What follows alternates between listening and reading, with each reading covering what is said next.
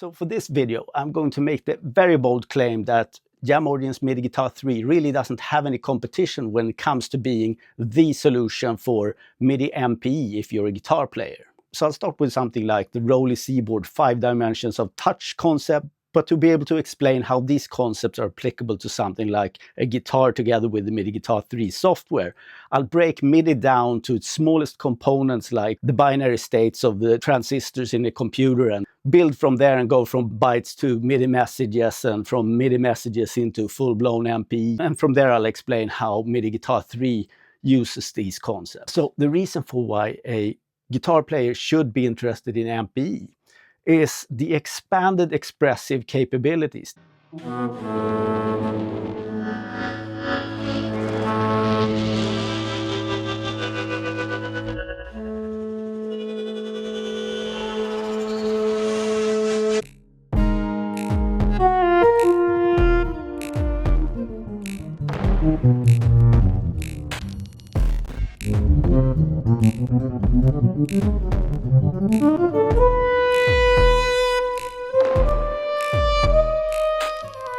If you've played regular guitar for a long time, you probably have your bag of tricks like harmonics, taps and palm mutes and playing on different places on the neck for different tones and stuff like this. And these are guitarists' gestures. I will compare these to the gestures used for a ROLI Seaboard, which of course are completely different.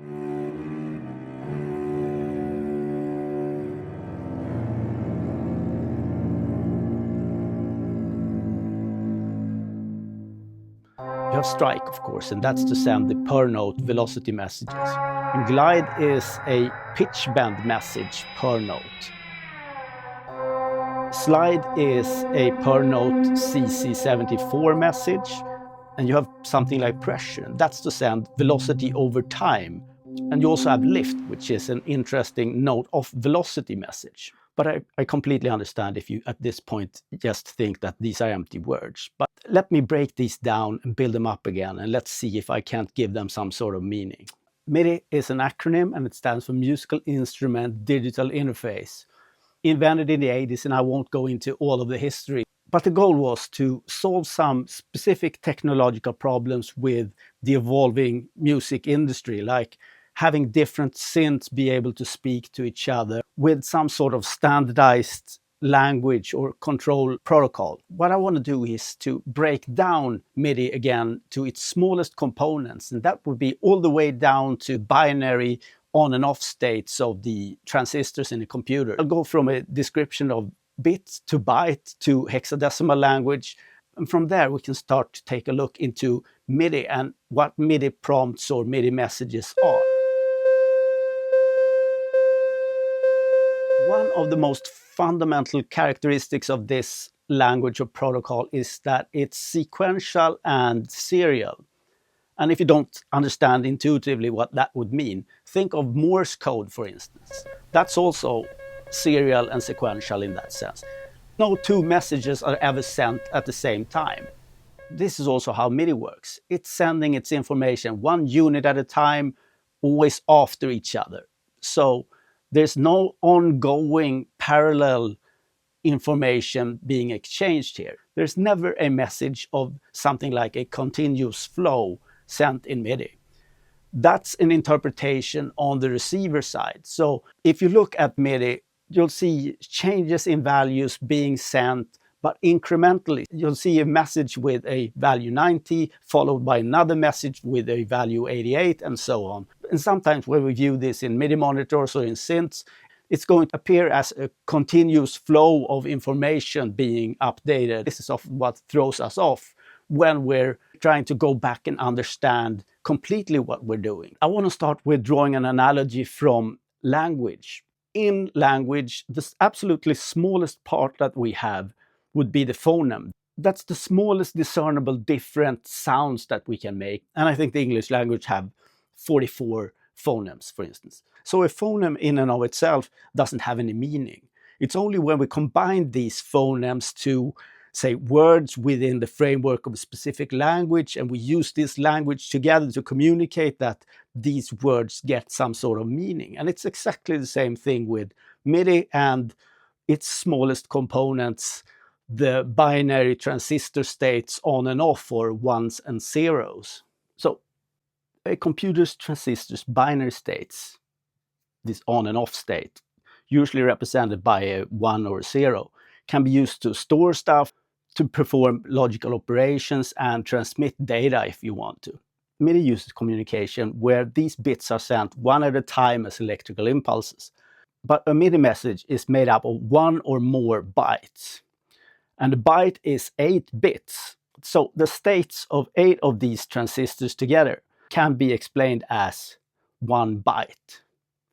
But this byte can be described in different ways. So for this binary representation, I can point to this string of ones and zeros and say that each and every one of these ones or zeros represent a specific state for that transistor in this unit. But talking about this byte in a decimal speak, I can say that it represents 256 different states if I want to.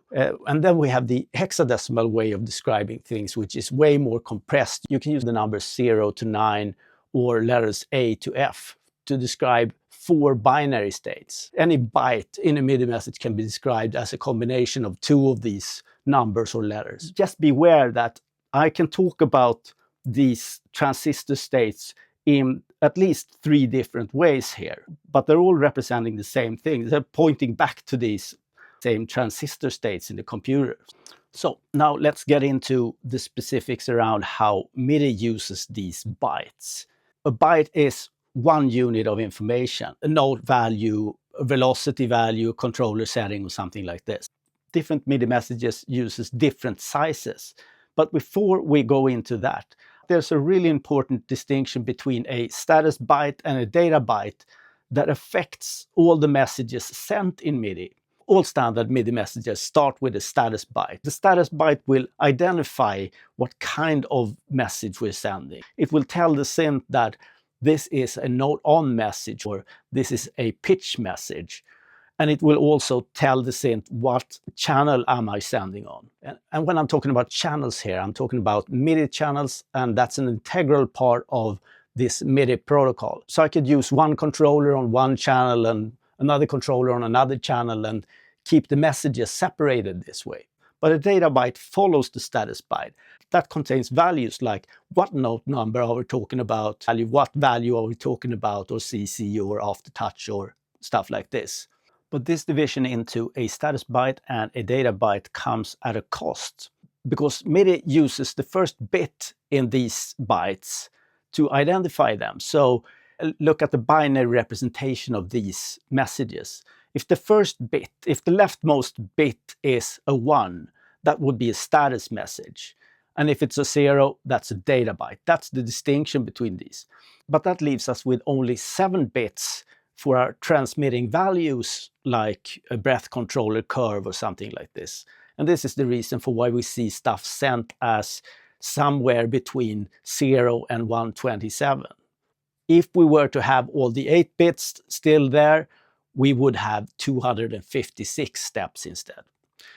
The first bit here that tells us if it's a status byte or if it's a data byte, it's usually referred to as MSB, and that's the lowercase b.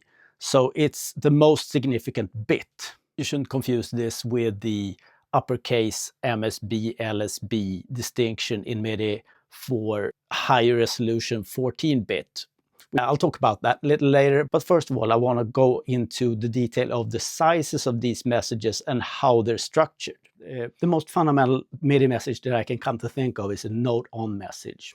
It has 3 parts. You have first the status byte, and then you have 2 data bytes. The status byte is telling us that we're talking about a note-on message and on what channel we're sending this.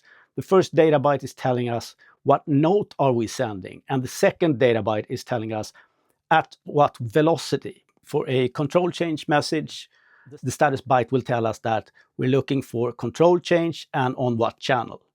The following first data byte will tell us what kind of control change we're talking about, if it's mod wheel, if it's volume, pan, or expression. And the third data byte will tell us the amount, the volume, or the value for that. The program change message aim to change a program or a patch or something like this, and it only has two parts. It has this status byte that tells you that it's a program change intended and on what channel. And then you have the patch change or program change or whatever. But this also explains the number 127 you usually see in these kinds of banks. Channel pressure is also one of these 2-byte messages. You have the status byte declaring that it's a channel pressure aftertouch that we're talking about. And you have the data byte telling us what value to send at this particular moment. The pitch bend message, on the other hand, has a special structure. It starts with a status byte as all, declaring that this is pitch bend we're talking about and on what channel. And then you have LSB message and we have an MSB message. And these are acronyms for the least significant byte or the least significant 7 bits. And the most significant byte or the most significant 7 bits. Combining these, we'll have a 14-bit resolution. And that's a way finer grid to work with stuff like pitch bends. And we really need that in MIDI because otherwise we'll get a jagged and stepwise motion through pitch bends and you'll actually hear all the steps. If you need a way to conceptualize this, think of it like this. The most significant bytes provide the first 128 steps. The least significant bytes, when we add that on, we get 128 steps per step for the 128 steps of the first case. 128 times itself will give you 16,384. Split that into 2 and you'll get 8,192. Does these numbers at all seem familiar to you? Well, they should. Look here. The pitch wheel grid is actually all the way 16,303, or all the way down you'll have 0, of course, and the center is 8192. This of course explains why you see this value instead of the 0 to 127 value that you'll get in the most cases. If we on the other hand look at the mod wheel output here, you'll see values ranging from 0 to 127, and that's the 7-bit resolution values. And if you look into the MIDI specifications, you'll realize that this division into MSB and LSB messages exists for a whole lot of messages actually. So have a look and see what pairs you would work with for, say, using a finer grid for breath control, for instance. Not all synths will accept this finer grid for every parameter in this table, but having this for pitch is really important, especially so for MIDI guitar and even more so for having a normal guitar turned into an MPE controller, as I'll show you later. There are of course more MIDI messages, but I won't go into each and every one of these. This is just to get you a sort of overview, even if it's very much in detail. Now you get the idea. You have a lot of MIDI messages. These are very specific when it comes to how they're supposed to be sent. You know that we can specify what channel we're sending on and exactly what value at exactly what time. And if we want to have some value that changes over time, we need to send a series of messages that is intended to be interpreted as an ongoing modulation inside of the synth. But when it comes to stuff like how does note on and note off work together, they don't have anything to do with each other more than that they are sent on the same MIDI channel. So first you have a MIDI note on message, and if you wouldn't get any note off message, this note on message would prompt a synth to play a note and never stop. But the note off message is often mechanically connected to something like a key. So when you press down the key, you're sending a note on value. And when you let go of the key, you're sending the note off value. So these are two different messages connected to two different gestures with regard to this key. But let's talk about some of the constraints on the note on message to begin with.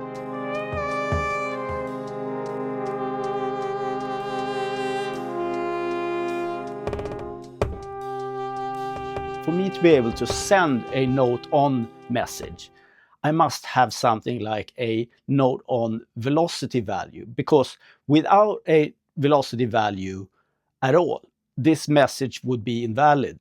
So each controller must have some way, at least, of solving this, even if we're talking about something as rudimentary as a fixed value. We're sending the same value for each and every one of these notes. As long as that's a value, it will be a valid message. So most controllers will solve this by having two sensors connected with their key mechanism in some way. So once you start pressing the key, you might have a timer go off, and as soon as you reach the other sensor, you have a velocity value from how fast you actually move this key. Sending of the note on message is probably connected to the key travel reaching the second sensor, so that we won't have any spurious messages sent without all the information for it to be a complete message.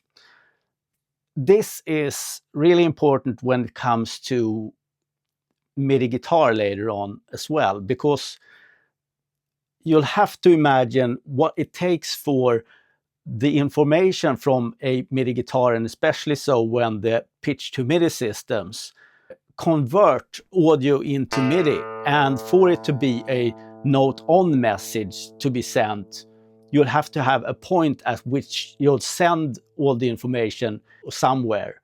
And if you're a MIDI guitarist, this is one of those interesting things you have to at least consider before you get annoyed or frustrated with the, say, latency part of a MIDI guitar setup. Now, I don't want to leave this note-on stuff just yet. Let's talk about a note-on message with a velocity value of 0. This is often received by a synth as a note-off message. So a note-on message with 0 velocity is the same as a note-off. This could be useful for a limited memory controller that don't want to use both note-on and note-off messages specifically. Instead, they only send note-on messages, but with different velocity values. There's an optimization for MIDI handling that's called a running status here. It can take on change in MIDI velocity values without having to resend the status byte all the time. So if it gets a status byte note on, and after that a lot of different velocity values, it will only parse and handle those values. This is obviously something developed for MIDI 1.0 and won't be useful in MIDI 2.0, I'll guess, but it's good to know that the MIDI velocity 0 value as a note-off exists. Let's move on from MIDI 1.0 into MPE.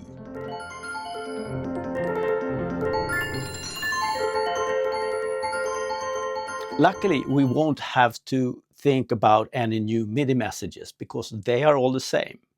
MPE is, in fact, MIDI. The big difference lies with the distribution of MIDI on different channels. With MIDI 1.0, we typically had this monolithic channel assignments where one channel represented a full instrument together with all the expressions like pitch and modulation and stuff like this. And this meant that playing a chord and using the pitch wheel, either you affected just one note or you affected the whole bunch of the notes in the chord, but they were affected in exactly the same way by this pitch wheel action. Imagine if you're a keyboardist looking at how a guitar player can handle his pitches independently of each other. I mean, we can bend one note while having some other note kept in pitch relatively and do all this weird stuff.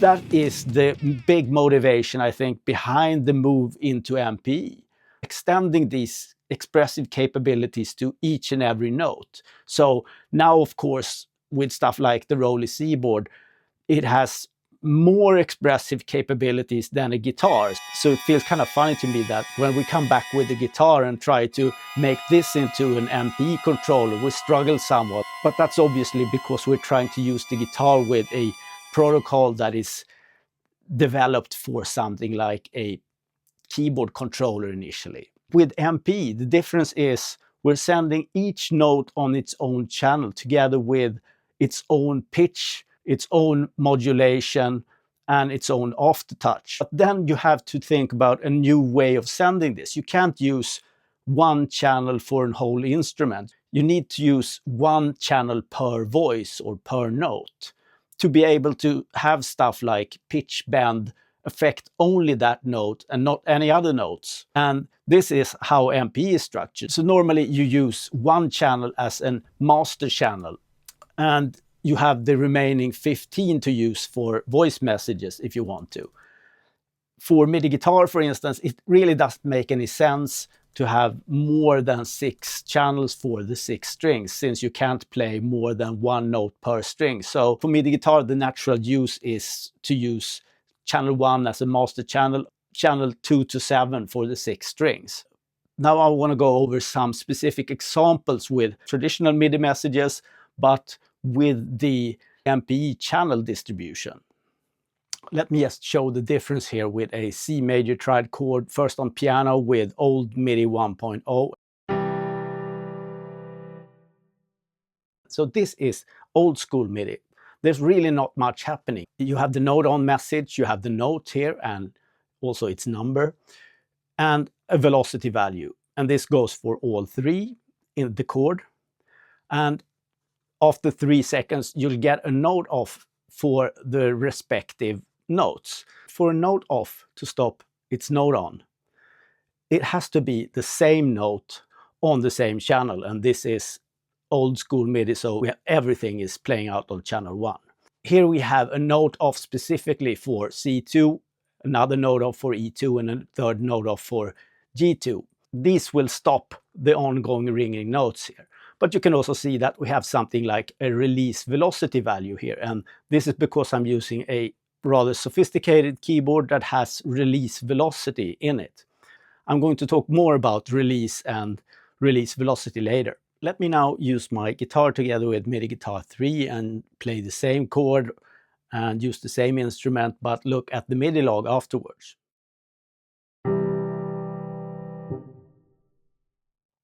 It's hard to get the details with the MIDI monitor that I have on the side, so I have this plain text description afterwards so that we can go over what actually happened here. So in an actual MPE message, you wouldn't see strings mentioned, for instance. You see that each note is sent on a different channel, and this is exactly what MPE is all about.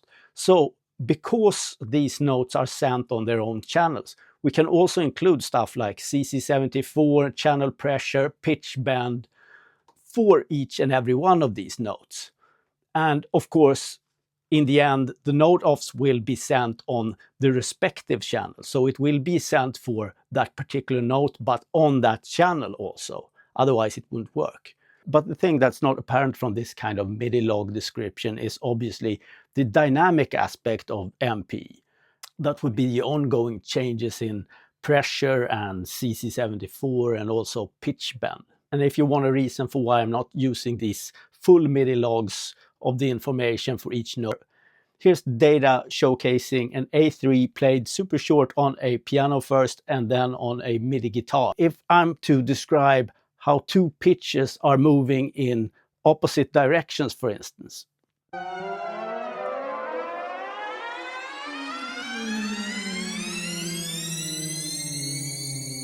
it's way easier for me to use some instrument like Equator's own graphical user interface to describe this. To move away from the magical thinking that we are prone to do with things that we don't understand. It's really important that we understand that everything we're talking about are discrete messages compiled, computed, and processed in the synth that they're reaching afterwards. So while I'm perfectly fine with looking at the graphical interface of Equator, for instance, I can actually see these changes going on both in CC74, Aftertouch pressure messages, pitch messages at the same time, and also grasp them. That only tells me that they've succeeded in making a graphical interface that actually works to communicate these messages in a good way for us humans. But we need to still remember that these are discrete, separate messages that are sent. So I've set up my MIDI monitor program here to show me as much of this discrete nature as possible. So you can, for instance, follow the pitch bend on a 1-string slide like this. Or of course, you can try to follow all the small changes for every parameter, for every note on these different channels.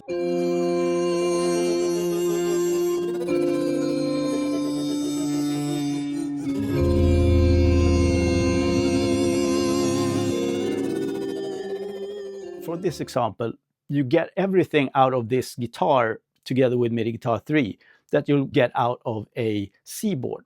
And that would be the strike dimension, that would be the pressure dimension, that would be the slide or CC74 dimension. The glide is the pitch dimension, and that's the polyphonic pitch aspect, of course. And you also have lift actually here.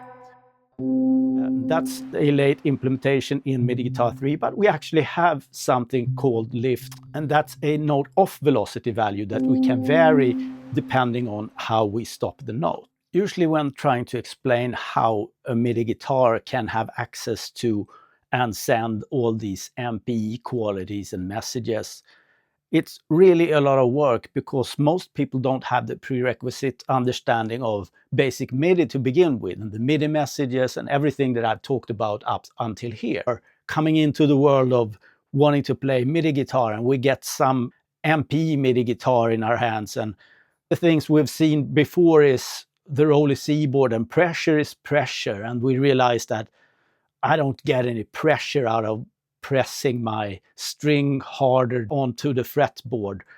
Slide, I'm trying to slide, but I'm getting all of these different notes. It doesn't sound anything like the sliding on the Seaboard. All of these gestures are different on MIDI guitar. We're using the same MIDI protocol, we're sending the same MIDI messages, but the gestures that we use to send these out are obviously going to be different. If you change from the Seaboard to another MPE controller, you realize quite quickly that, okay, it's not necessarily exactly the same thing.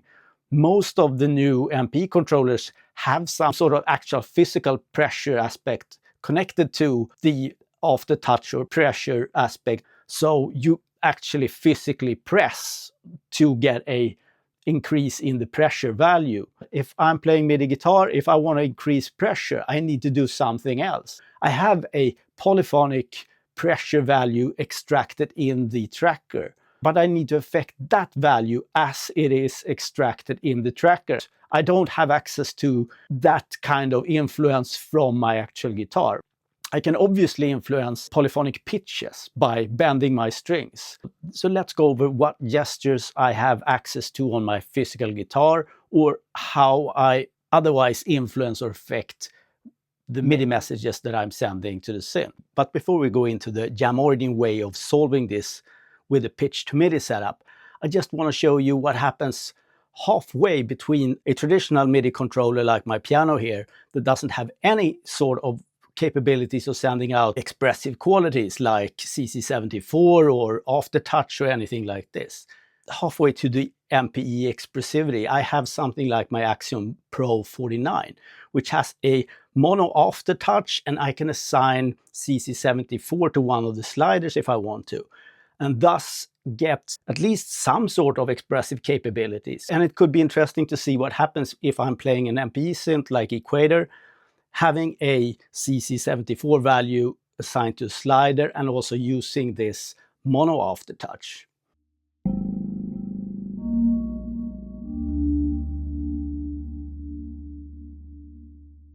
So the strike dimension is obviously not going to differ much from the traditional keyboard. You'll have a value, and it's probably a couple of sensors involved here. The big difference will come with stuff like the Aftertouch. So for a key that is fully pressed down when it comes to note generation and velocity sensors and stuff like this, I still have a little bit of a wiggle room to press even more. And then I'm activating the Aftertouch sensor. Now, since this sensor is one solid unit beneath the whole keybed, I'm not getting a per note value for this. I'm getting the highest value. The hardest I'm pressing anywhere on this keyboard is going to be registered for everything that I'm pressing. And if you look at the circle sizes on the virtual Seaboard here in the bottom of the picture, you'll see how the pressure reacts. The circle sizes are demonstrating the individual pitches reaction to the pressure in this case.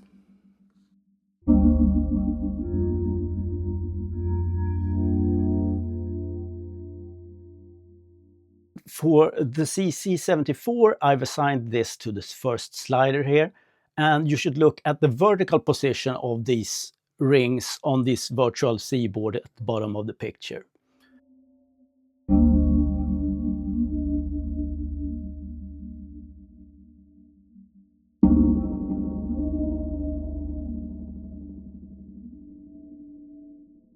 Using a pitch wheel on a keyboard like this will show essentially the same kind of mono control, even if the input in itself is polyphonic and the synth would accept all kinds of polyphony coming in since it's an MPE synth.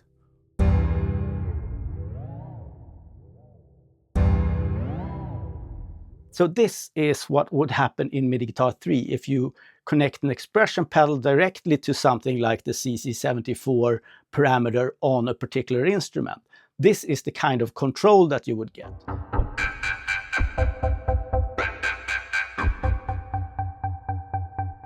But if you, on the other hand, use the modulators and connect your expression pedal to one of the handles in the brightness envelope for CC74 and connect that to the synth, you'll have a completely different kind of polyphonic control over these parameters that has everything to do with the access point you're using to trying to change the values in this MPE message.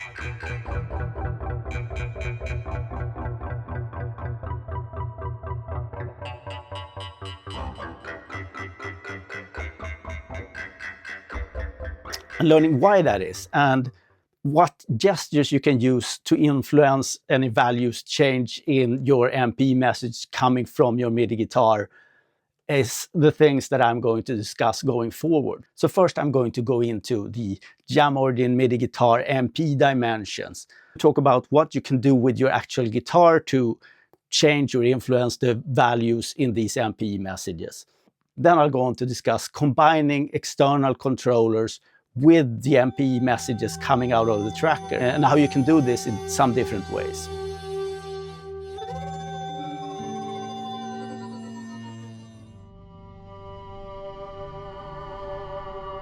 So here I'm using MIDI guitar with ROLI's equator. And what you can look for initially is really movements within the strike, glide, slide, press and lift boxes. But you can also look at the virtual Seaboard and follow the dynamic expression changes where the white rings are pressure changes and the blue rings are strike. Horizontal movement is indicating changes in pitch or glide. Vertical movements is connected to CC74 or brightness.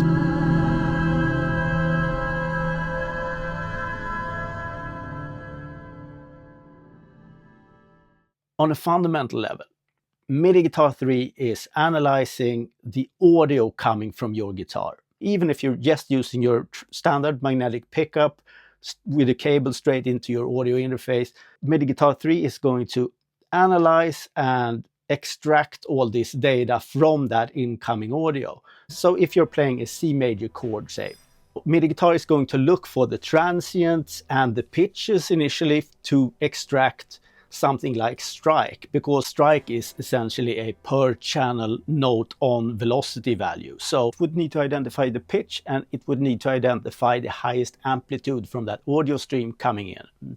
This would be ×3, of course, since we're talking about a C major chord. So if you want to know all about how you can influence this strike parameter in MPE, it's all about how hard you pick, pluck, strike or tap the string. Of course, you'll increase the amplitude that way. If you use a pick over a finger, it will give you a snappier result and probably result in a higher transient in this audio stream as well.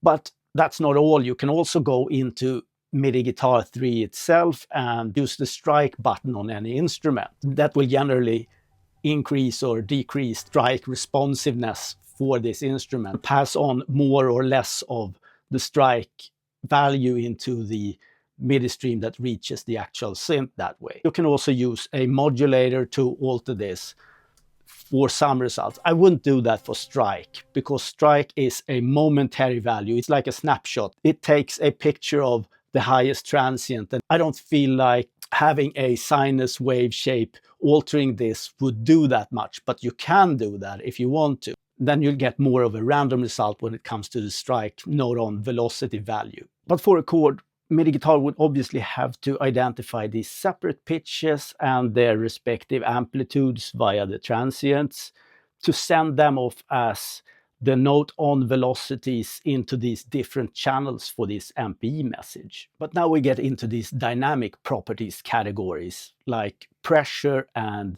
CC74. And why I call these dynamic is because they report a change over time. So the pressure envelope is based on the incoming audio amplitude over time.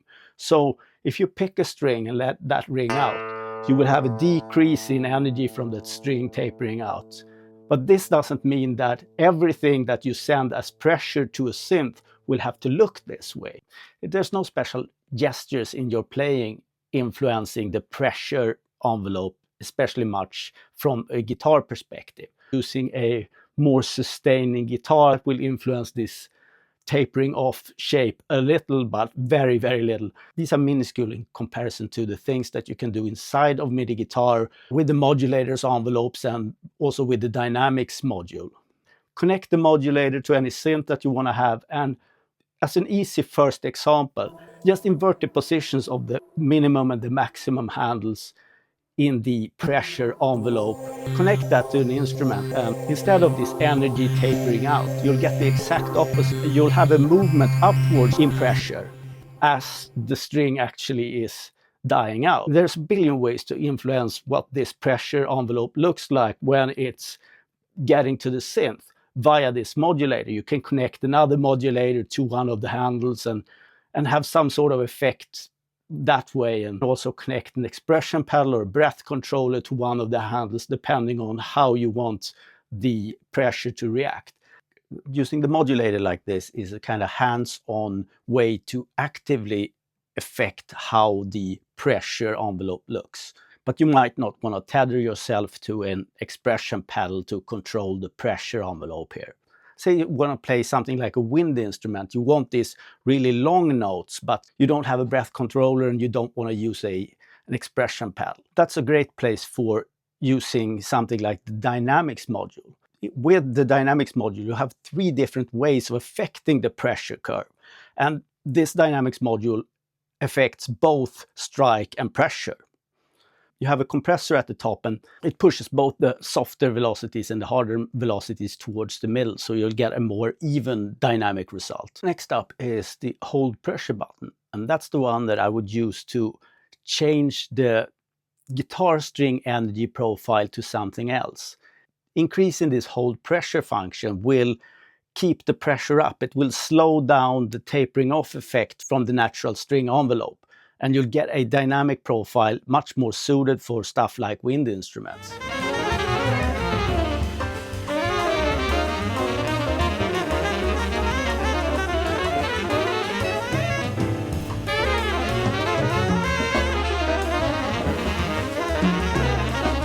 Then you have tone. That's a way for us to tilt or shift the weight of the dynamic focus, either to the higher part of the guitar, the thinner strings, or to the lower. So essentially, if you think that your lower frequency notes are overpowering your higher frequency notes on your guitar, then use this button to shift the focus to even that out. So the other dynamic MPE dimension that I was talking about was CC74. This is also one of those controls you can apply over time. So you pick a note and then you apply the effect of whatever you've assigned to this dimension. And exactly like with pressure, we have this string envelope as its base. This is sort of the vehicle for the brightness concept that MIDI guitar is using to be applied to. So at a first glance, you might think that these are exactly the same thing, but there's also a brightness aspect added to this particular envelope. The lower on the neck you are, the brighter the notes, and the higher you go, the less bright the notes are. And this is highly reflected in this brightness envelope. It's very much a physical phenomenon. It has everything to do with how the guitar is shaped. So it's not about the pitches. You might think that going from a low string to a high string is increasing in brightness. It's really not. But instead, going up or down the neck is very much affecting the brightness aspect of this envelope.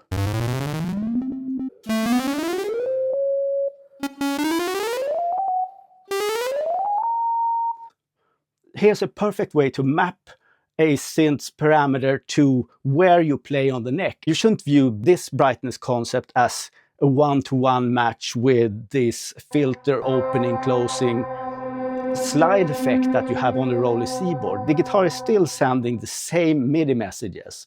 I mean, look at the Osmos, for instance. They don't use this ROLI slide concept either. They have their brightness at the bottom end of the key travel, where I had my mono Aftertouch. It's up to every developer to connect these functionalities to whatever have the best effect. I really don't know what brightness concept Jam Origin is using to extract this data to apply to this string envelope for these CC74 messages. It could be something like spectral centroids or high frequency energy and densities in certain areas. It is a concept that extracts some parameter from the incoming audio from the guitar, and all we really have to know is I can use this to map a parameter from a synth to where I am on the neck. It's not only where you are on the neck that's going to affect the brightness here. Stuff like harmonics are also very high in brightness, I think. And I guess stuff like palm mutes and perhaps also what pickup you're using. And while I'm also letting wherever I'm playing on the neck decide how much or how little of this parameter is coming through, I can also go in and directly affect that with something like a breath controller or expression pedal. Now let's move over to glide. Glide as a name for pitch bends have been adopted early on, and it worked fine for stuff like the ROLI Seaboard. It's obviously not as applicable to a guitar for a MIDI controller and MPE controller setup, but here we are. So I'm going to talk about pitch bends, but perhaps in two different ways, because one is global and that's sent on the global channel. That would be channel 1 or channel 16. And the other one is this per note pitch bend messages sent on each member channel. So each voice has its own pitch bend message. And that's obviously the one that we're interested in as guitar players coming in. One pitch bend scheme per note, conveying all the kind of acrobatic pitch bends that we can achieve with our guitars onto the synths. There's really two components to this pitch bend stuff. You have this pitch for this node on, and then you have the pitch bend schemes that is to be extracted also from this same audio coming in. And that's done in this 14-bit resolution grid. But looking at the raw data in a MIDI monitor, you'll see that the pitch wheel information is actually coming in before the node on is sent. All of these values that change over time needs to be in place before you send the first node on message. It's really not that much for us to talk about when we're talking about polyphonic bends and the gestures part. I mean, we have all our quirks and licks and bends and stuff already down. So that's what's to be translated into this MIDI world and to be played on the synths. But looking at the MP specs, you'll also see something like a master bend. That's a pitch bend concept to be applied to the master channel. That will have the exact same effect as with the old synths, where you used a pitch wheel and it affected all the notes at the same time. And if you want to affect the whole of the pitch bend messages being sent over and above what you're doing on the polyphonic level, you can connect something to this glide button and affect the whole message as a bundle. Let's move into the last dimension, and that would be the lift.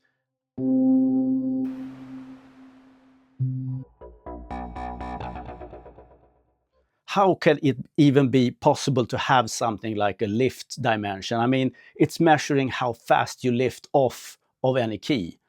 It really doesn't seem to make any sense, right? But in MIDI guitar, we're not talking about lift per se. That's a gesture. We're talking about release velocity. It's still the same thing. We're talking about the note off, and we're talking about note off velocity here. Note on is obviously the starting place of any note, and note off is a point in time where we tell a synth to stop playing that note. But when it comes to stopping a note, MIDI Guitar 3 used the common practice of a zero velocity value to indicate the note off. So for any note or notes that you have ringing, as soon as any one of those reaches a zero velocity value, MIDI Guitar sends the message to the synth saying, stop this. When we send the note off message to a synth, we're not telling it to be quiet. We're telling it to stop continuing this note. So it's just the initiation phase of the stopping that we're telling it to do. And if it's programmed to have a long release, it's going to keep producing sound. This sound tail will be affected by the pitch in our letting go as well. So the faster this release part is, the better it is for us as MIDI guitarists if we're using a pitch-to-MIDI system. And here's where things are getting interesting. If we have a MIDI controller with something like a dynamic note of value, a value that we can change or affect in some way, then we could connect that to something like the release part of a synth, and we can actually use some sort of gestures to influence the way that these tails behave. But if we go to MIDI Guitar 3, they've just recently started using a release functionality also there. And this is very much a thing that you can influence or affect. What would a gesture like this look like in MIDI Guitar? The note off velocity is nothing more than the last sent pressure value. If you were to play a note and stop a note early, you'll get a high value, and the longer you let it ring for, the lower the values are.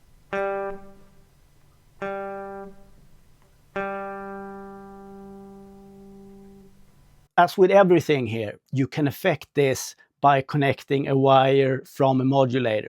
And for this particular control or dimension, I really urge you to experiment with that, because it's of utmost importance that you get control over this to be able to use this as part of your instrument to control stuff like the tails of any synth sounds release. The note off velocity value can also be used for triggering completely new sounds. So here I go with the Applied Acoustics System CV3 Multiphonics, and it's an MPE instrument. But the main reason for me using it here is that I can assign things directly either to the note on trigger or the note off trigger. So in the CV3 keyboard section here, you see the upper trigger here is the note on trigger, and this one is the release trigger. So we don't have anything connected to the note off trigger. So nothing happens really when I stop a note. But look what happens if I just put one object oscillator in here. Connect that, of course, to the out. And I'll take a release trigger here and move this to the incoming trigger. Look now.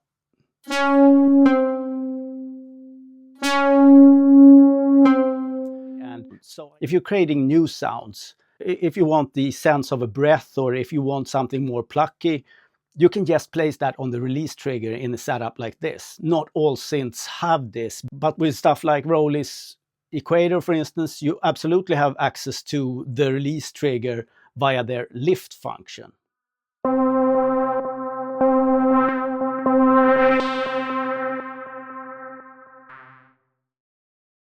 And for this last chapter, I want to go over the example that actually motivated me to start doing this video to begin with.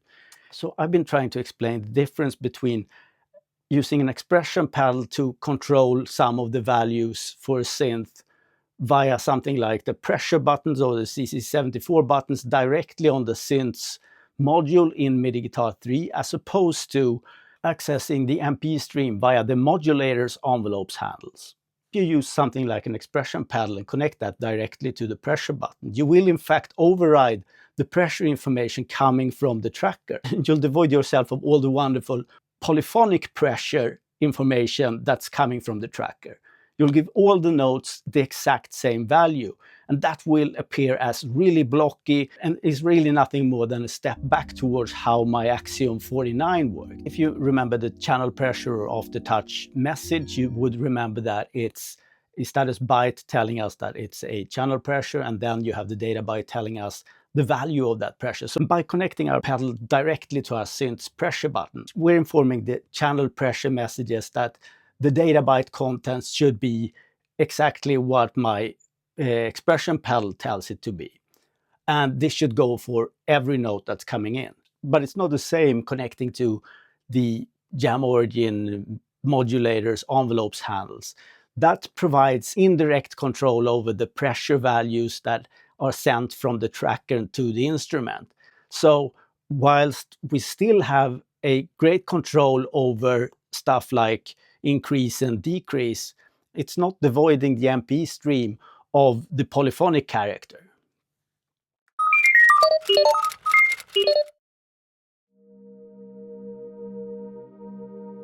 The main reason for me doing this video was that I wanted to suggest a common ground with some common concepts as a place to start when we discuss things MIDI guitar. We will all have different views on what gestures we want to have connected with what functionalities in the synth, for instance. But this is where Jam Origin's MIDI Guitar 3 is today. And when I'm saying that it's the absolute best MPE controller for a guitarist, I'm not saying that it's better than the Seaboard at being a Seaboard, or it's better than the Osmos at being the Osmos. They are great controllers for what they do. The Guitar 3 is the best solution for a MPE interested guitarist that also want to access these wonderful dimensions of expressivity. This has been a long one, and I'm sorry about that. But if you followed me all the way here, I'm pretty convinced that you've got something out of this. And if you're interested in these kinds of videos, please consider supporting me over at Patreon. That's where I do most of my work. And this video is really a response to the MIDI guitar community questions. So don't know when I'll be back for now, but thanks and bye.